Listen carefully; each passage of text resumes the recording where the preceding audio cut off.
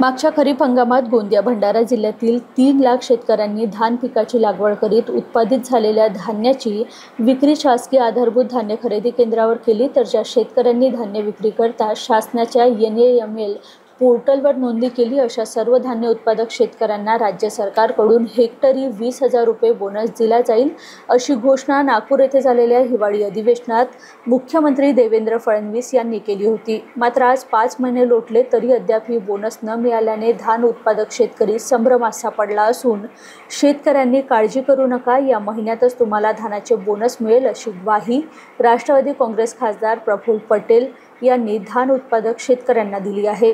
येत्या काहीच दिवसात शेतकरी पुन्हा खरीप हंगामातील धान पिकाच्या लागवडीला सुरुवात करेल, त्यामुळे या महिन्यात तरी धानावर घोषित केलेला बोनस लवकर मिळाला तर शेतकऱ्यांना मोठा दिलासा मिळेल। धानाचा बोनस 20,000 रुपये हेक्टरी प्रमाणे शासनाने निर्णय केला आहे, GR काढला आहे आणि ते पैसे थोड्या दिवसामध्ये सगळ्या शेतकऱ्यांच्या खात्यामध्ये DBTच्या माध्यमातून ते पैसे जमा होणार आहे।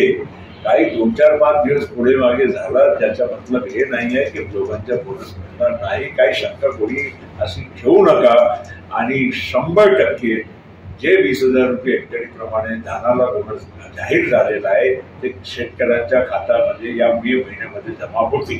थँक्यू।